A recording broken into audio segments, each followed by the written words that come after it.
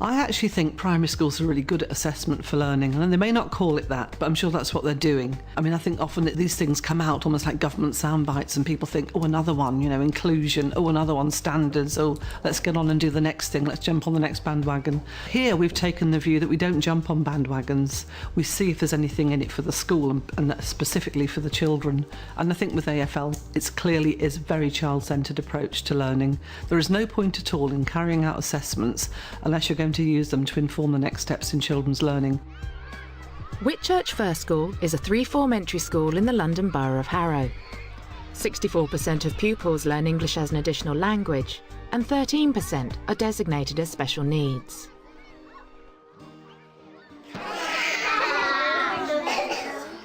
What do you think it is, A Alia? square. Why do you think it's a square? Because it has 4 sides. While they're still in the process of embedding assessment for learning across the whole school, central to their approach is a thorough knowledge and understanding of each individual child as they move through the early years. You really need to know all the children individually. I think that's the most important thing. You can't plan for learning effectively without knowing the children.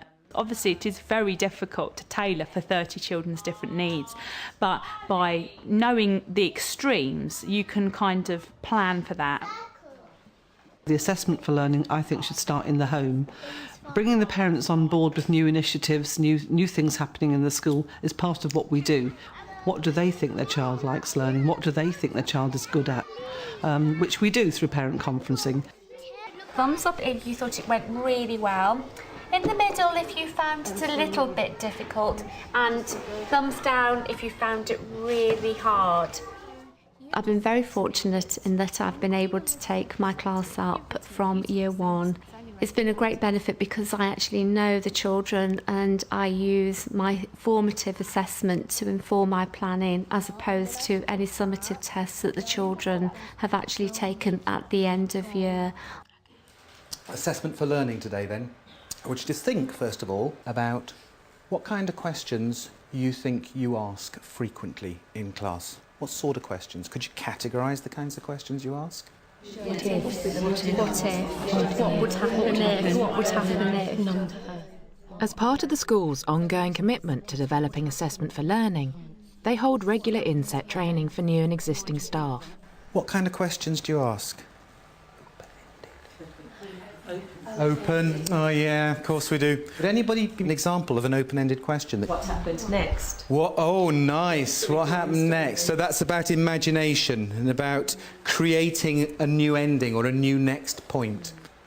But you know, there's absolutely shed loads of research that says teachers ask about 300 questions a day. 80 to 90% of them are short, managerial or factual questions. You do have to think about exactly what you're wanting to get as an answer, and if it is an explanation, then it obviously needs to be an open-ended question, but sometimes you do need a focused answer. I'm not saying open, brilliant, closed, dreadful at all. All right? The purpose of those questions is for us to shape the learning and to help the children shape their own learning. And I'm going to ask you, you were stuck with something and you wanted help, and somebody gave you more help than you needed. I know when my husband, we were looking at a map together, I go, but it's there, and all you have to do is do this, this, this and this. And I feel really de-skilled then and frustrated because I would have got there, but I didn't need him to tell me. Yeah. But he's not a teacher, so what do you expect? Research says we're consummate interferers. You know, we intervene too quickly. We dive in. Child stuck, oh, let me help. So, average wait time between asking a question and the next sound a teacher makes? 0.9 of a second. Can you tell me who it is? Queen Elizabeth II. I say it's Queen Elizabeth II. Do you know something? It really looks like Queen Elizabeth II. Why do you think I'm saying it looks like Queen Elizabeth II? Because Queen Elizabeth II has grey hair. That's right. Can anybody tell me why they think this might not be correct? Why might that be correct? Because it's the wrong way round. Right, what's the wrong way round? The 3 and the 5. The 3 and the 5, what are these called? Digits. Well done, Jack. That's excellent. They're called digits. There's our 4 sides. Yes. Okay, what question could you now ask Maya to find more information? You know it's got Does it 4 have sides. 2 small sides and 2 long sides. What is it, Maya? A square. Is that correct? Is that correct? Yes, it is. Oh, It could have been a diamond. First thing we think about is our children and where they are. So it's a very child-centred curriculum. So the learning springs from that. We don't have a prescribed curriculum which we expect all the children just to engage in. It becomes an evolving curriculum. The current debate in our staff room is, if we tell the children what they're going to learn, how do we know what they think they're going to learn?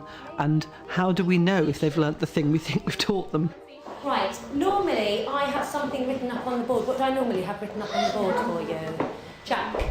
The learning objective. I'm not going to actually have that written up on the board today. I'm going to actually ask you to think about what the learning objective might be for today.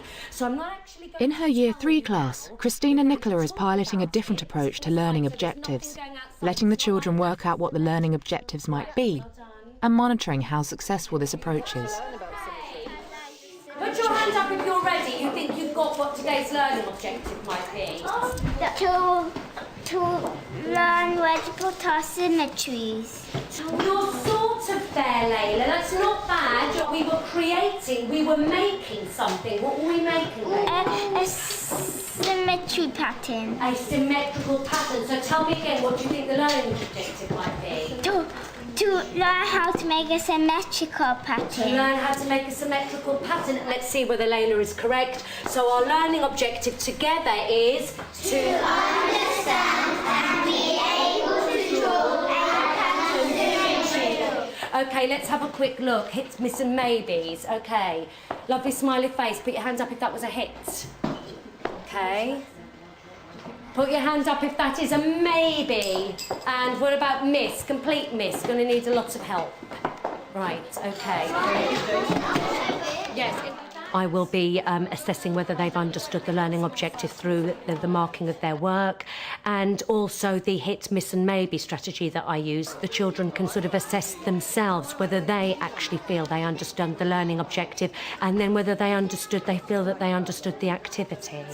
Put up your hand if your hit, miss and maybe answer that you gave me before has changed. Layla, you changed yours, you're saying? Maybe.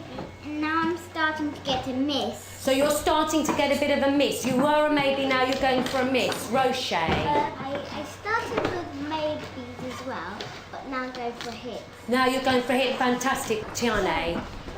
Quite near the miss, but now I turn to the hit.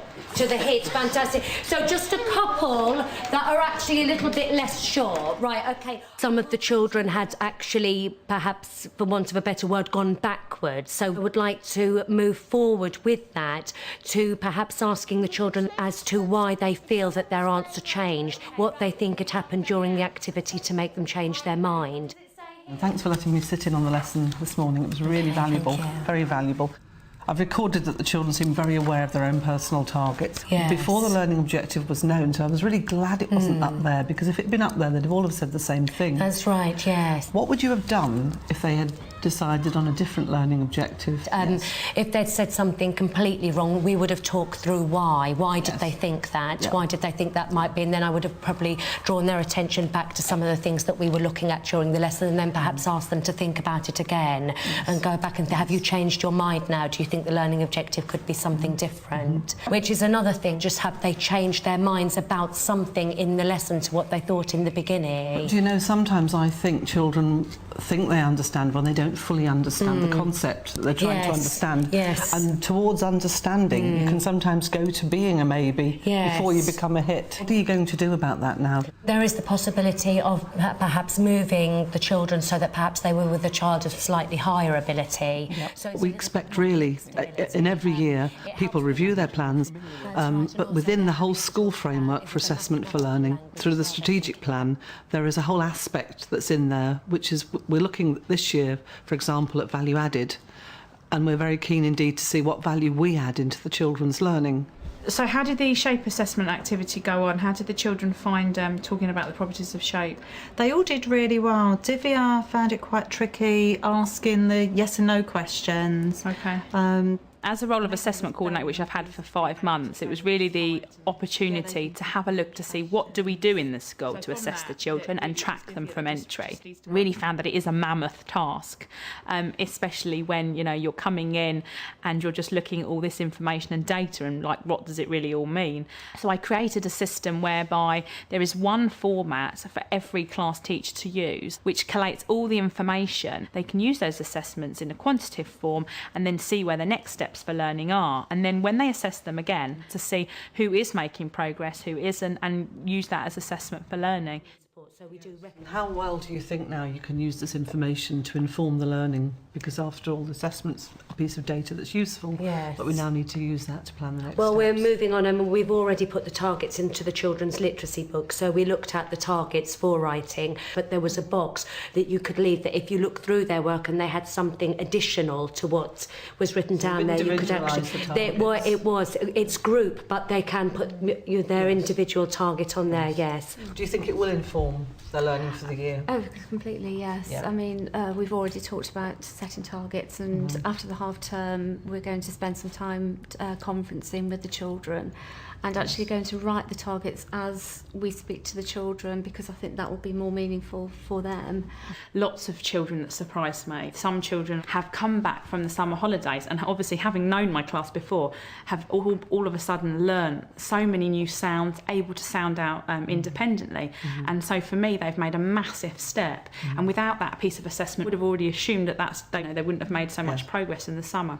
We found in 2 classes that it's probably the sort of high flyers and the middle attainers that have dropped. Perhaps they're more complacent about their learning. than That's the other right, children. yes. And perhaps their families are more complacent. That's as well. right. Maybe for next year, we'll put that into our planning to ensure that parents know.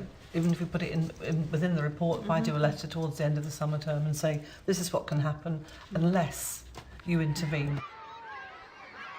Jana, what do you think you need to do to get even better at learning? I need to get better at my writing. You think your writing is the thing. What about your writing would you like to get better at? Handwriting. Femi, what about you? What do you need to get better at learning? Religious education. Oh, religious education. We're just starting conferencing with our pupils. That's very much in its infancy. But the few conferences that we've held so far with pupils have shown us that A, it needs to be one-to-one, and B, it needs to be the teacher not saying too much. I need more practice to learn more words, because most lessons I say, what does that mean? What does that mean? Most lessons. Some words are a bit complicated for me. It's very important as staff to always be learning ourselves. We can't be a place of learning for children if we're not learning. And if we've got a closed attitude to what learning means, then we won't be able to pass on good messages to our children. I know your teacher's going to be sitting talking to all of you, and she wants to know what you think about your learning. Because when we talk to you about your learning, whose learning is it? Mars! Yes.